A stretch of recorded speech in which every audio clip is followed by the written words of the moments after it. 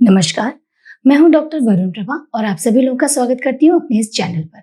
आज की वीडियो में हम बात करने वाले हैं एलएफटी यानी कि लिवर फंक्शन टेस्ट के डिटेल्स के बारे में। लिवर फंक्शन टेस्ट जो होता है, इसमें हम ब्लड में लिवर के अलग अलग कंपोनेंट्स और पैरामीटर्स की वैल्यू को नापते हैं, उनको जांचते हैं। तो हम बात करेंगे कि ये लिवर फंक्शन टेस्ट क्या होता है, ये क्यों कराया जाता है, ये कैसे कराया जाता है, किन किन सावधानियों का ध्यान रखना पड़ता है और इनका नॉर्मल रेंज क्या होता है। लेकिन आगे बढ़ने से पहले अगर अभी तक आपने हमारा चैनल सब्सक्राइब नहीं किया है तो जल्दी से आप हमारा चैनल सब्सक्राइब कर लीजिए, ताकि अलग अलग वीडियोस के द्वारा मैं आपके तक ये मेडिकल टेस्ट और उससे जुड़ी जानकारियां आप तक पहुंचाती रहूं। तो अब समझते हैं कि लिवर फंक्शन टेस्ट होता क्या है। तो लिवर जो होता है, ये हमारे शरीर में, हमारे ब्लड में कई सारे केमिकल्स के लेवल को कंट्रोल करता है। उसके साथ ही साथ हमारे जैसे कंपोनेंट्स होते हैं, फैट्स हैं या प्रोटीन्स हैं, कार्बोहाइड्रेट्स हैं, इनको मेटाबोलाइज करता है, इनके डाइजेशन में, एब्जॉर्प्शन में हेल्प करता है। तो लिवर का जो फंक्शन है बहुत ही ज़्यादा है हमारे शरीर में और बहुत ही इम्पॉर्टेंट है। तो अब समझते हैं कि ये टेस्ट कैसे कराया जाता है।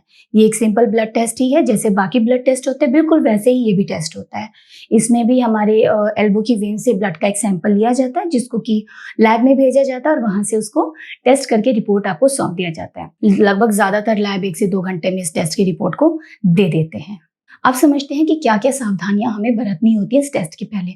वैसे तो किसी खास सावधानी का ध्यान रखने की जरूरत नहीं है, परंतु कुछ दवाएं हैं जैसे कि एस्पिरिन है या फिर कुछ एंटीबायोटिक्स भी हैं, वहीं पे एचआईवी से जुड़ी दवाइयां हैं या फिर कुछ कैंसर की दवाइयां हैं जो कि इस टेस्ट को प्रभावित करती हैं, इसके पैरामीटर्स की वैल्यूज को प्रभावित करती हैं। तो वो दवाइयां हमारे डॉक्टर इस टेस्ट को करवाने से पहले लेने से मना करते हैं और टेस्ट हो जाने के बाद इन दवाइयों को भी आप नॉर्मल तरीके से ले सकते हैं।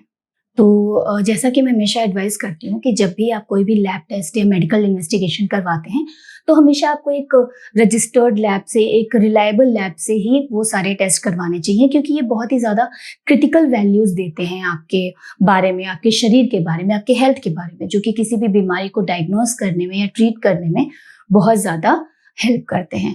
तो ऐसे ही किसी लैब की अगर आपको भी ज़रूरत है तो हमारे टीम ने आपके लिए डिस्क्रिप्शन बॉक्स में उस लैब का लिंक दिया हुआ है, जहां से आप मदद ले सकते हैं।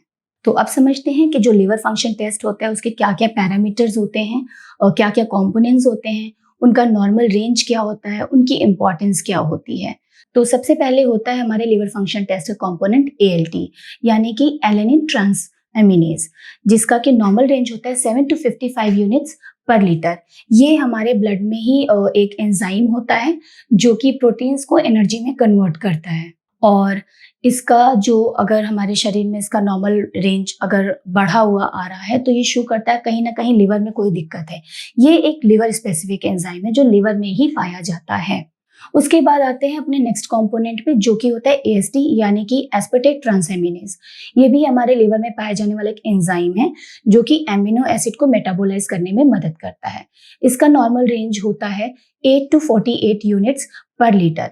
इसमें भी अगर इसके रेंज में भी अगर असामान्यता दिखी जा रही है, अगर इसका रेंज नॉर्मल से बढ़ा हुआ है, मतलब कि ये लिवर की किसी प्रॉब्लम की तरफ इंडिकेट कर रहा है, जैसे कि बाइल डक्ट का ब्लॉकेज या कुछ भी।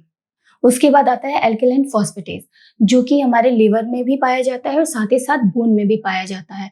इसकी नॉर्मल वैल्यू जो होती है 4.0 to 129 यूनिट्स पर लीटर, और इसका अगर नॉर्मल रेंज से बढ़ा हुआ है वैल्यू हमारे टेस्ट में तो ये भी किसी लिवर की प्रॉब्लम की तरफ इंडिकेट करता है, साथ ही किसी बोन की प्रॉब्लम की तरफ भी इंडिकेट कर सकता है। इसके बाद आता है एल्ब्यूमिन और टोटल प्रोटीन्स। इसका भी लिवर से काफी रिलेशन है। इसका भी रेंज अगर नॉर्मल से कम आता है तो ये इंडिकेट करता है किसी न किसी प्रॉब्लम की तरफ। इसका नॉर्मल रेंज होता है 3.5 to 5.0 ग्राम्स पर डेसीलीटर ऑफ ब्लड। ये एक नॉर्मल प्रोटीन ही है जो कि हमारे शरीर को अलग अलग इन्फेक्शन से लड़ने में भी मदद करता है। उसके साथ ही साथ इसके और भी कई सारे फंक्शंस होते हैं। उसके बाद आता है नेक्स्ट कंपोनेंट बिलीरुबिन। बिलीरुबिन के बारे में आपको मैं थोड़ा सा पहले बता दूं कि बिलीरुबिन जो होता है एक बाय प्रोडक्ट होता है। ये हमारे शरीर में जो हमारा खून होता है उसमें जो आरबीसी कंपोनेंट होता है वो एक स्पेसिफिक टाइम पे उसका ब्रेक डाउन होता है, मतलब कि वो अपने आप से ही एक स्पेसिफिक टाइम पे नष्ट हो जाता है।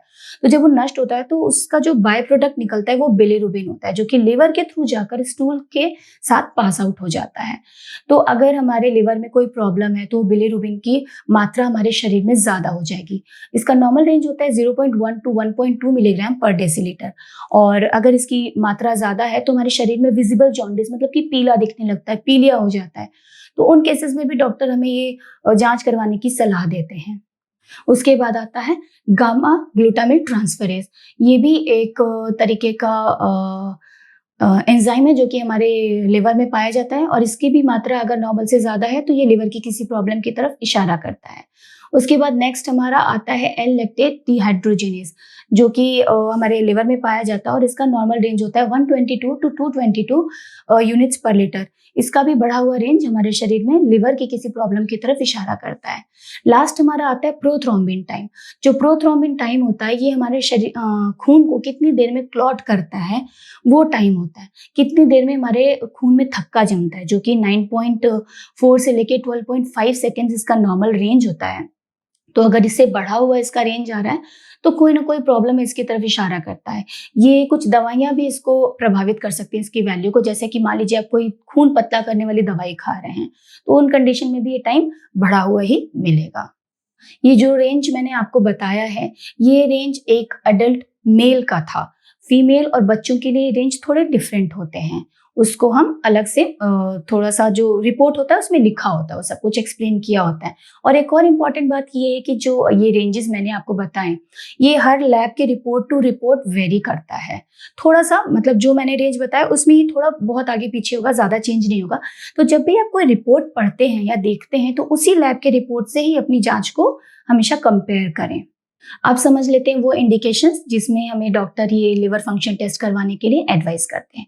तो सबसे पहले तो ये एक रूटीन इन्वेस्टिगेशन के तौर पे भी करवाया जा सकता है, लिवर की हेल्थ की जांच करने के लिए भी करवाया जा सकता है। उसके अलावा अगर हम लिवर में कोई इन्फेक्शन सस्पेक्ट कर रहे हैं, हेपेटाइटिस बी या सी, उस कंडीशन में ये जांच करवाया जाता है। उसके साथ ही साथ अगर लिवर में कोई भी बीमारी लिवर से जुड़ी हुई या कोई भी खराबी हम सस्पेक्ट कर रहे हैं तो ये जांच करवाया जाता है। और उसके अलावा अगर लंबे समय से पेट दर्द है, यूरिन का रंग काफ़ी ज़्यादा डार्क आ रहा है, उन कंडीशंस में भी ये टेस्ट करना एडवाइस किया जाता है। उसके अलावा अगर हम लिवर के लिए कोई नोन पहले से बीमारी थी और उसका हम इलाज करवा रहे हैं, तो वो जो इलाज करवा रहे हैं, जो दवाइयाँ ले रही हैं, उसका क्या इफ़ेक्ट है, क्या वो फ़ायदा कर रही है नहीं या फिर नहीं कर रही है। जो बीमारी थी उसमें कुछ बेटरमेंट हुआ है या नहीं, उसकी मॉनिटरिंग के लिए भी ये टेस्ट करवाया जाता है। साथ ही साथ और भी कोई मेडिकेशन ले रहे हैं, उसका कोई साइड इफ़ेक्ट तो नहीं है, ये जानने के लिए भी जाँच एडवाइस की जाती है। और अगर जो मरीज़ है वो अल्कोहल लेता है, शराब का बहुत ज़्यादा सेवन कर रहा है, अल्कोहल कंजम्पशन ज़्यादा है, उस कंडीशन में भी ये जांच करवाने की सलाह दी जाती है। साथ ही साथ अगर कुछ और भी बीमारियां हैं, जैसे कि बढ़ा हुआ ट्राइग्लिसराइड है, डायबिटीज़ है, हाइपरटेंशन है, इस तरह की कोई प्रॉब्लम है, अनीमिया है, उन केसेस में भी ये जांच करवाने की सलाह दी जाती है। तो मैंने जो भी जानकारियाँ आपको दी लिवर फंक्शन टेस्ट से, मुझे लगता है कि उससे आपकी काफ़ी सारी शंकाएँ दूर हुई होंगी, आपके बहुत सारे क्वेश्चंस का आंसर आपको मिला होगा।